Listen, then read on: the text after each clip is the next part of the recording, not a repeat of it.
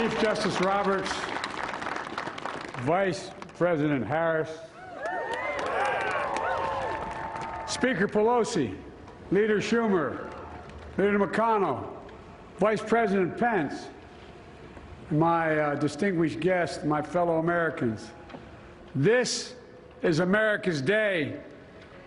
This is democracy's day, a day of history and hope, of renewal and resolve. Through a crucible for the ages, America has been tested anew, and America has risen to the challenge.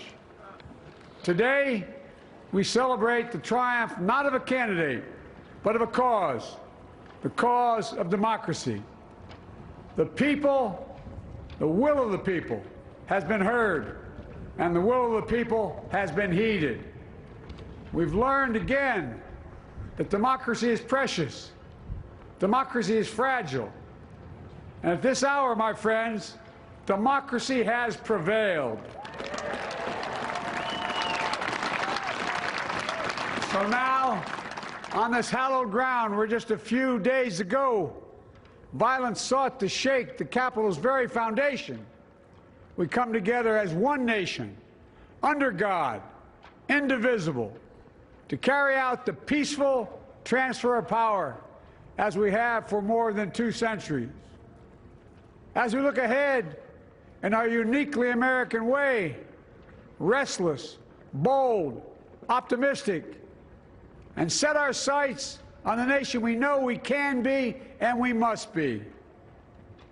I thank my predecessors of both parties for their presence here today. I thank them from the bottom of my heart. And I know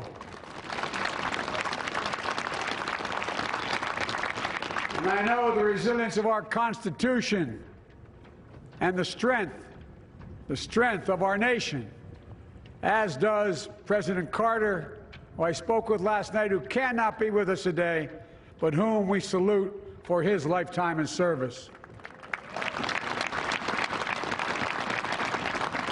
I've just taken the sacred oath each of those patriots have taken, the oath first sworn by George Washington. But the American story depends not on any one of us, not on some of us, but on all of us, on we, the people, who seek a more perfect union. This is a great nation. We are good people. And over the centuries, through storm and strife, in peace and in war, we've come so far, but we still have far to go. We'll press forward with speed and urgency, for we have much to do in this winter of peril and significant possibilities. Much to repair, much to restore, much to heal, much to build, and much to gain. Few people in our nation's history have been more challenged or found a time more challenging or difficult than the time we're in now. Once-in-a-century virus that silently stalks the country. It's taken as many lives in 1 year as America lost in all of World War II. Millions of jobs have been lost. Hundreds of thousands of businesses closed. A cry for racial justice, some 400 years in the making, moves us. The dream of justice for all will be deferred no longer. A cry for survival comes from the planet itself, a cry that can't be any more desperate or any more clear. And now, a rise of political extremism, white supremacy, domestic terrorism, that we must confront and we will defeat. To overcome these challenges, to restore the soul and secure the future of America, requires so much more than words. It requires the most elusive of all things in a democracy: unity. Unity. In another January, on New Year's Day in 1863, Abraham Lincoln signed the Emancipation Proclamation. When he put pen to paper, the President said, and I quote, If my name ever goes down into history, it'll be for this act, and my whole soul is in it. My whole soul is in it. Today, on this January day, my whole soul is in this, bringing America together, uniting our people, uniting our nation. And I ask every American to join me in this cause.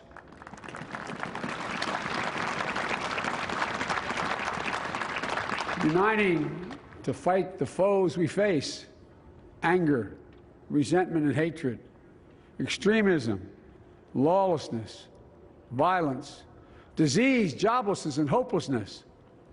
With unity, we can do great things, important things. We can right wrongs. We can put people to work in good jobs. We can teach our children in safe schools. We can overcome the deadly virus. We can reward work and rebuild the middle class and make health care secure for all. We can deliver racial justice, and we can make America once again the leading force for good in the world. I know speaking of unity can sound to some like a foolish fantasy these days. I know the forces that divide us are deep and they are real. But I also know they are not new. Our history has been a constant struggle between the American ideal that we're all created equal and the harsh, ugly reality that racism, nativism, fear, demonization have long torn us apart. The battle is perennial, and victory is never assured. Through Civil War, the Great Depression, World War, 9/11, through struggle, sacrifice, and setbacks, our better angels have always prevailed. In each of these moments, enough of us have come together to carry all of us forward. And we can do that now.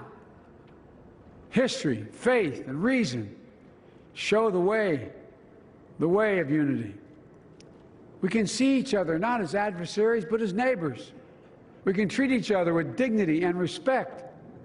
We can join forces, stop the shouting, and lower the temperature.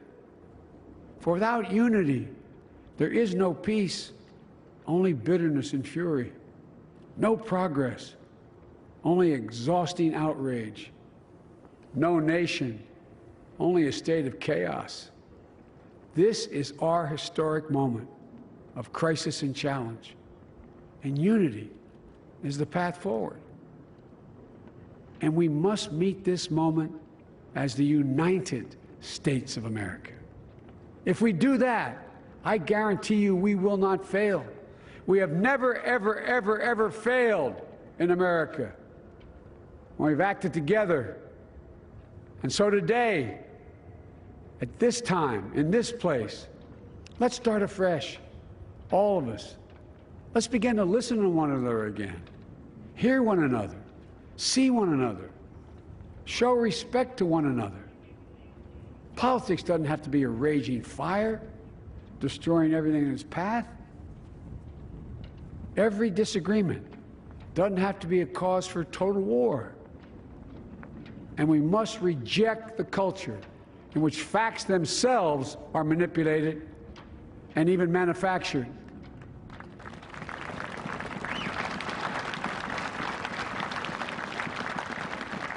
My fellow Americans, we have to be different than this. America has to be better than this. And I believe America is so much better than this. Just look around. Here we stand in the shadow of the Capitol Dome, as was mentioned earlier, completed amid the Civil War, when the Union itself was literally hanging in the balance. Yet we endured. We prevailed. Here we stand, looking out on the great mall where Dr. King spoke of his dream. Here we stand where 108 years ago, at another inaugural, thousands of protesters tried to block brave women marching for the right to vote. And today, we mark the swearing in of the first woman in American history elected to national office, Vice President Kamala Harris. Don't tell me things can't change. Here we stand across the Potomac from Arlington Cemetery, where heroes who gave the last full measure of devotion rest in eternal peace. And here we stand, just days after a riotous mob thought they could use violence to silence the will of the people, to stop the work of our democracy, to drive us from this sacred ground. It did not happen. It will never happen. Not today, not tomorrow, not ever. Not ever.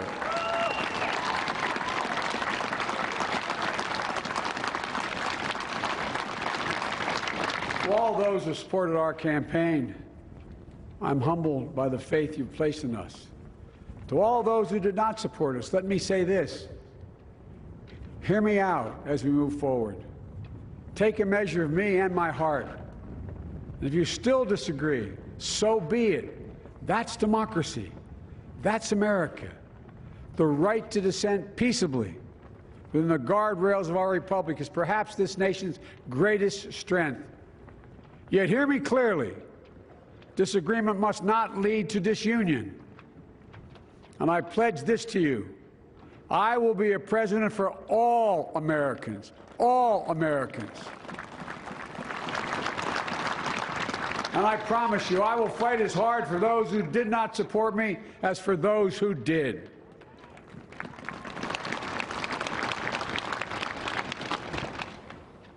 Many centuries ago, St. Augustine, a saint of my church, wrote that a people was a multitude defined by the common objects of their love. Defined by the common objects of their love. What are the common objects we as Americans love that define us as Americans? I think we know. Opportunity, security, liberty, dignity, respect, honor, and yes, the truth. Recent weeks and months have taught us a painful lesson. There is truth and there are lies. Lies told for power and for profit.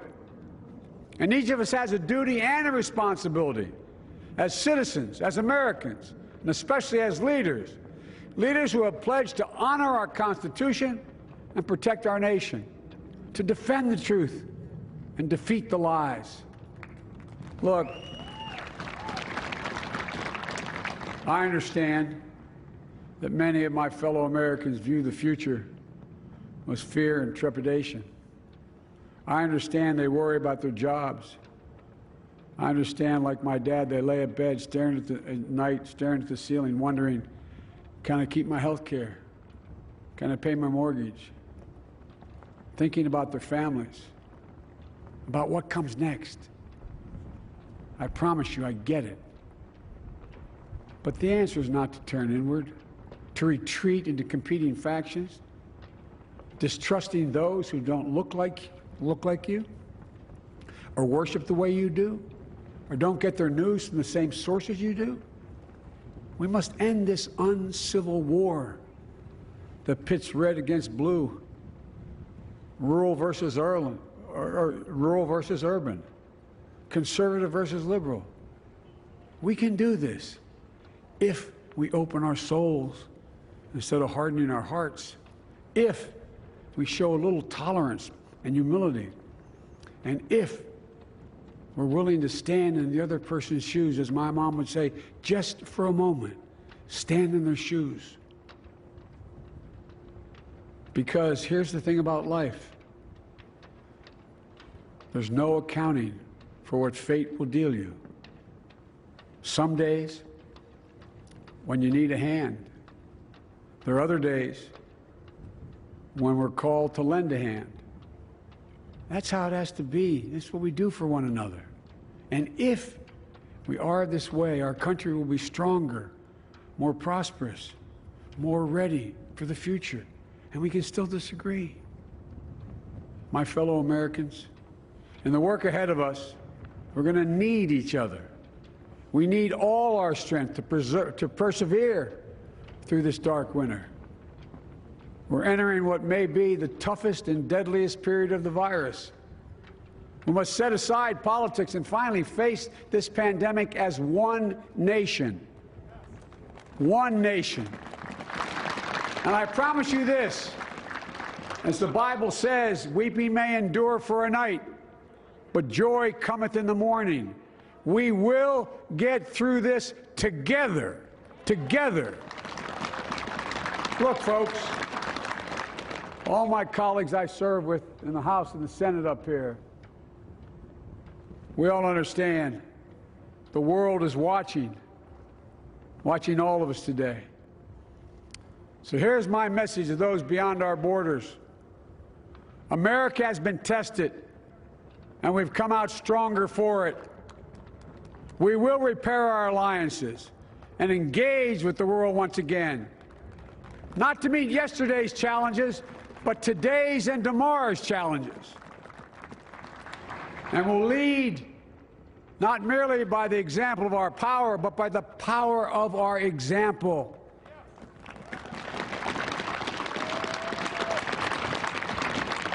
We'll be a strong and trusted partner for peace, progress, and security. Look, you all know we've been through so much in this nation. And my first act as president, I'd like to ask you to join me in a moment of silent prayer. Remember all those who we lost in this past year to the pandemic. Those 400,000 fellow Americans, moms, dads, husbands, wives, sons, daughters, friends, neighbors, and co-workers. We'll honor them by becoming the people and the nation we know we can and should be. So I ask you, let's say a silent prayer for those who've lost their lives and those left behind, and for our country.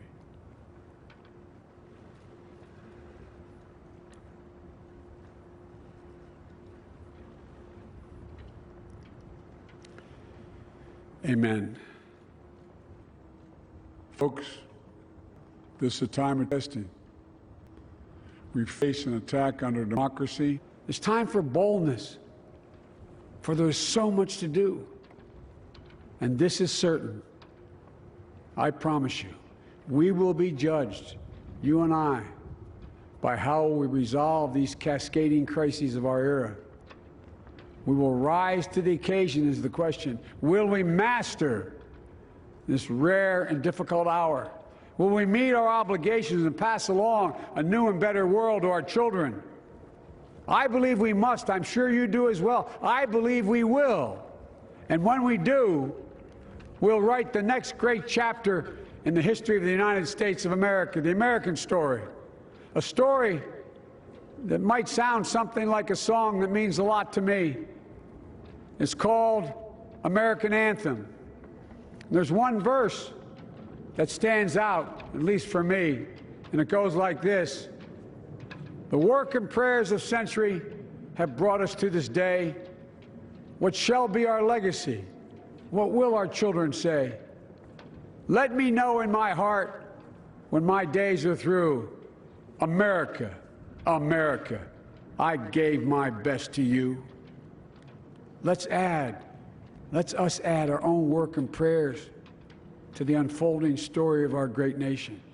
If we do this, then when our days are through, our children and our children's children will say of us, they gave their best, they did their duty, they healed a broken land. My fellow Americans, I close the day where I began, with the sacred oath. Before God and all of you, I give you my word. I will always level with you.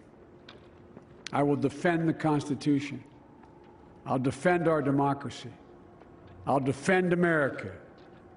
And I'll give all of you, keep everything I do in your service, thinking not of power, but of possibilities, not of personal interest, but the public good. And together, we shall write an American story of hope, not fear, of unity, not division, of light, not darkness, a story of decency and dignity, love and healing, greatness and goodness. May this be the story that guides us the story that inspires us, and the story that tells ages yet to come that we answered the call of history. We met the moment. Democracy and hope, truth and justice did not die on our watch but thrived. That America secured liberty at home and stood once again as a beacon to the world. That is what we owe our forebears, one another, and generation to follow. So, with purpose and resolve, we turn to those tasks of our time, sustained by faith, driven by conviction, and devoted to one another and the country we love with all our hearts. May God bless America, and may God protect our troops. Thank you, America.